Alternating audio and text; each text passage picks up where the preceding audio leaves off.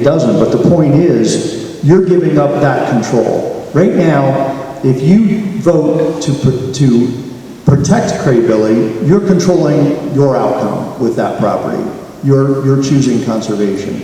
If you decide to vote no, and conservation's off the table, and it goes back to the landowner who's very interested in selling and getting out of town, the landowner's looking to maximize their economic return on the property. There's nothing to say that they're going to sell it in a lot configuration that you would approve of, and you've given up that control. You've given up the ability to have a say in how that property's future looks. And so that's really the option that's before you. I understand. I just wanted to establish that there's a third way. That's potential. And you know, I understand what you just said. However, there's a big other side to that, and that is public money. Sure. Township taxpayers, hold on. Township taxpayers and county money, which is really our money. The county doesn't have any money. It's all the people's money. And whatever other resources out there, unless it's a private, someone is contributing something out of their own pocket, it's all the people's money. That's the difference. That's all the questions I have. Thank you. Absolutely. Thank you, sir.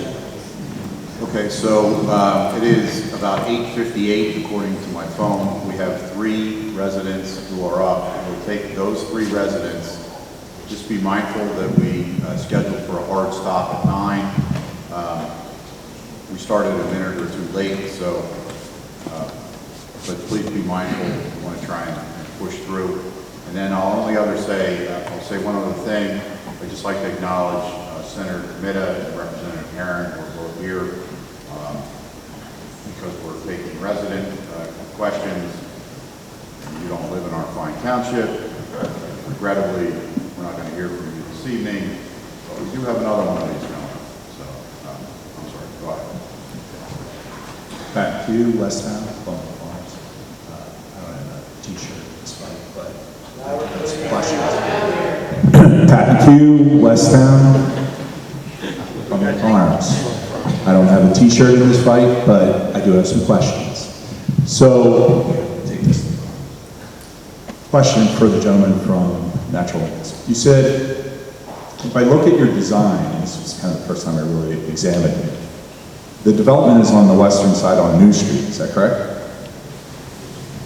The existing development. Well, the additional lots that we're proposing to build will also be on the western side? Well, or would they be on the those are existing lots around existing homes, except for the one, which it doesn't currently have a home. But those, in the yellow, you're talking about on the map in the yellow, yes. So it'd only be one new home on the western side? At most, correct. You said you worked with Brandywine Conservancy, which I believe also works with like Woodlawn trustees.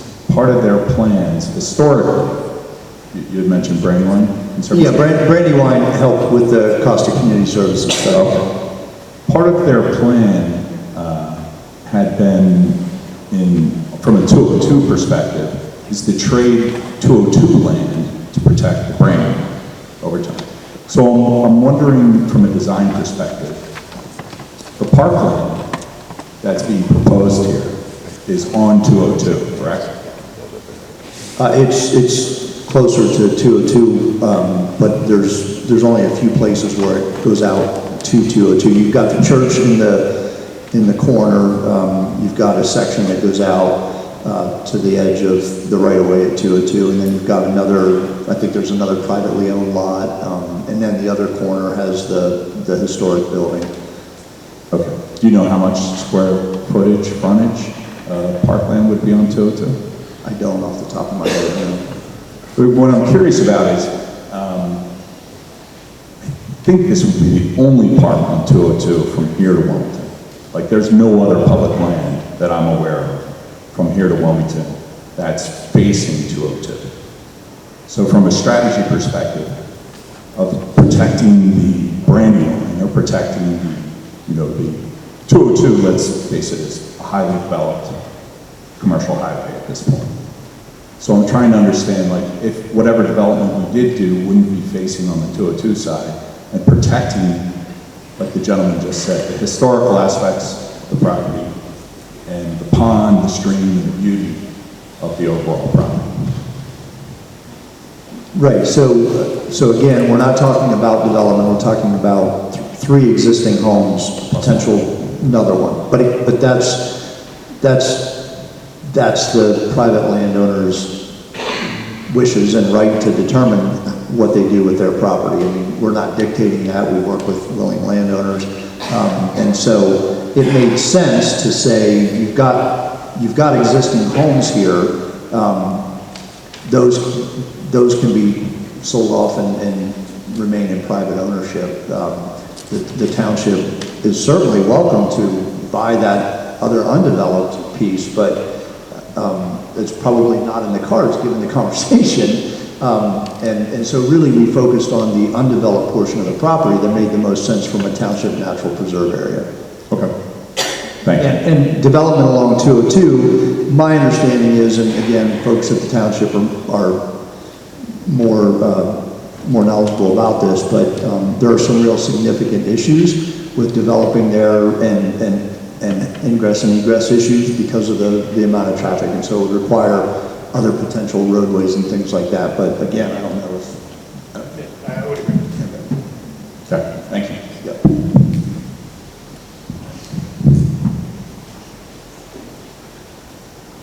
Good evening. My name is Shirley Clark. I live at 940 Kilduff Circle. In listening to tonight's experts, we know that Todd, you can't hear me, really? Okay. Listening to the speakers tonight, we know that Todd is an expert for natural lands. We know that Jack is an environmental attorney and an expert in that area. Mr. Walsh, you're throwing around a lot of numbers, such as Robinson spent a lot of money to maintain their property, and your reference to third grade math. But in addition to that, what is your expertise for all this other than you looked at the website? I'm an engineer and building contractor for 52 years. So you're representing as a building contractor, as an expert for building contracting?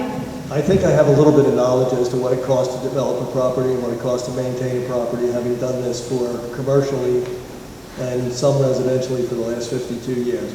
If you don't agree with that, that's perfectly No, okay. I'm asking what your expertise That's is. You it. didn't tell us that. That's it. That's why I'm asking. Yeah, that's it. Okay, thank you. You're welcome.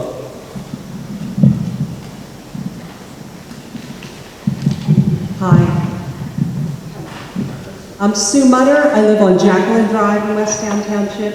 And just tagging off of that, I'm holding in my hands the handout that the residents opposed to the referendum are giving out. It was on the back table. Mr. Walsh, I assume, is a member of that group. And I'd just like to ask for some clarification on some of these figures. We talked several times reference to third grade math. So let me just see, I have a copy of what I believe is going to be the specific referendum question on the ballot, and I have their handout in my hands. It says, your property tax would increase by 13.7%. Can someone clarify what the proposed tax increase is on the referendum ballot, please? I would like Mr. Altschul, would you mind? Oh, sure. What is the language on the referendum ballot going to say for the On the property real tax? estate, yeah, so on the real estate side, it's asking whether you're in favor of a 0.42 mil increase. So right now, to the real estate tax rate, right now the mill rate is 3.5. So don't have a calculator in my mind, but that 0.042%, I believe, is what it comes so out. 0.42, so we go from 3.5 to 3.92. Back of the envelope, the 13% sounds right, but that's only in the context, remember, of the township tax, which is just one component of your overall tax bill. So we're talking about a 42-cent per $1,000 assessed value increase. Correct. And on this handout from the residents opposed to the referendum, they said your earned income tax would increase by 8%. Mr. Walsh said 0.8%. What in fact is the proposed referendum? Again, Mr. Walsh is correct. It would be an 8% increase. So 1.08 is 8% more than 1%. 0.08%. No, it would go from 1%, what it is currently, to 1.08%. 1.08. He said 1.8. And then he said 0.8%. Well, I can't speak for him. I know the statement that it would be an 8% tax increase and for EIT is correct, but again, You also pay state tax, income tax, and federal income tax, so it's not an 8% overall tax rate. On this piece of paper, it says your township taxes will increase by 21%. Will our township taxes increase by 21% when we're talking about $180? I guess, yeah, technically that's a factual statement, but again, you have to put it in context. It's a word to invoke fear But I'm not as opposed to defending any, $100. again, I'm not aligned with any advocacy group, but I Right. think that the statement is correct, but you have to put it in the context of you're paying taxes to the feds, the state, the local, and the school district, the county, so to say that your overall taxes are gonna go up by whatever that number was, that's misleading. It is misleading. And can I ask one more question? Excuse me. Gentleman from quick. Natural Lands Trust? No, you have one to respond to you. I am not a member of that group. No, I'm asking the gentleman in the center. You have experience maintaining, managing preserves. You do it all over. And a 200-acre preserve that you've managed, you estimate costs annually $40,000 roughly. He said $136,000 would barely cover labor and landscaping, and it would actually double or triple that annual amount forever. This is being circulated through the township. Would you ever imagine $400,000 annually to maintain and operate a 200-acre preserve like Crebilly? Because that's what he's putting out to the public and to the neighborhood. Well, again, as you heard, I mean, the details about what will happen on that property are yet to be determined, and so, you know, I can only speak from our experience. You know, our annual maintenance for a similar sized and similar type nature preserve is, like I said, $40,000 to $50,000. And but again, you know, there's a lot of things that will have to be determined. You know, was mentioned earlier, tree plantings, things like that. There are things like that they're expensive, and they can be spread over several years. There's lots of grant opportunities to fund projects like that. We do that a lot all over the place. So, you know, I just would not, I would not put a lot of stake in exactly what maintenance costs are going to be, because we don't know what the property is going to look like. And the community hasn't had a chance to weigh in on that yet. But the figures that group is circulating are like 10 times what I have not what seen that. experience, Yeah. And that's, yeah. Again, I'm not responsible for anything on your piece of paper. I'm not a member of that group. So, have a nice night. Okay, so by my watch, I have 9:09. Excuse me. Mr. President, can I just ask one quick question? Sure. Thank you. This would be John. And I guess the board. The question is, since you're asking us to vote on this referendum to do this, we have no idea what the plan is for how it will be developed, what it's going to cost. The $40,000 a year maintenance for the 200-acre tract that National Trust has, or National Lands has, that wasn't front-end cost. That was after it's been developed. You're going to need equipment and so on. But my question is, are we going to have any kind of a realistic plan that you're looking to do before November 8th, so we have some idea what the real costs are going to be, rather than just taking a flying shot at this thing? That's the question. So let me address that. So Todd and his team have already actually done, as he's alluded to, a couple of preliminary sketch plans. This is a work in progress, and it's available on our website. If you go to www.westtownpa.org, there is, under the Parks and Recreation tab, there is a Crebilly page that has a lot of helpful information. I encourage you to visit it. It does have one of the earlier iterations of the sketch plan with a couple of numbers. You know, the work that Natural Lands did was very preliminary. And we've talked about, if this moves forward, you know, eventually we're going to have to go through some public process of developing a master plan with input from residents and the like. But as far as, you know, as far as specific numbers, there's no way. But when I go back to what I said before, if this proceeds, it's not like the next week we'll open it up and it'll look like Stroud Preserve. it's going to take several years before we get it to a place that we want it to be. And we have the luxury of time. Earth isn't going anywhere, knock on wood, and you know, we want to get this. It's better to get it right than get it fast. And it's going to take some time, but we'll get there. And you know, that's going to be a fun public process involving any interested parties within the township. Guys, I have one question, and I'm asking as a resident. First of all, can you hear me? Yes. My question as a resident is the following. I address it to the township manager. In his former role, he was the finance director at East Goshen. Today, he's the township manager. John, the elephant in the room has now gone on for 2 hours and some minutes. So, simple question.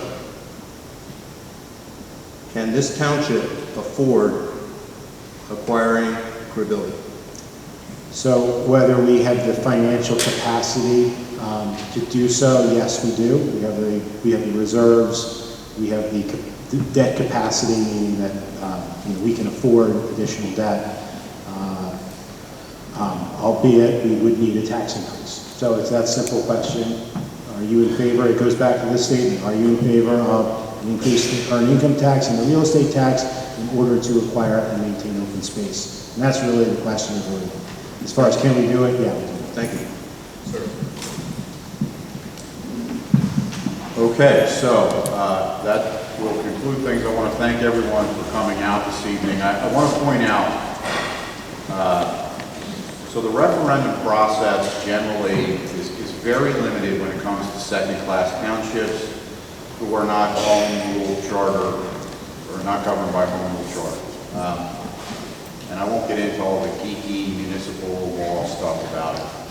But this is an opportunity for the voters of Westtown to actually vote on a public policy matter by going to the ballot box, casting your ballot early or in person. You actually will influence directly a policy decision. Unlike, you know, we're a representative republic, you elect representatives who go do hopefully what you want them to do. Oftentimes they don't. But what I'll say is, this is a very unique opportunity. Kind of think of it like a couple years ago, we all voted on whether we could sell booze in the township. And a lot of people showed up to vote for that. So I think this is a unique opportunity to express an opinion on an incredibly important issue. This has been around. I was speaking with Senator Committa. Preserving Crebilly has been around, or the fate of Crebilly has been around for decades. So here we are. I'd also like to thank everyone for the most part maintaining a sense of decorum. We are going to have another one of these informational meetings. It's presently scheduled for October 24th, right? So we'll regroup and hopefully we'll move forward with that meeting on the 24th. Again, thanks for everyone coming out. I'll adjourn this informational meeting.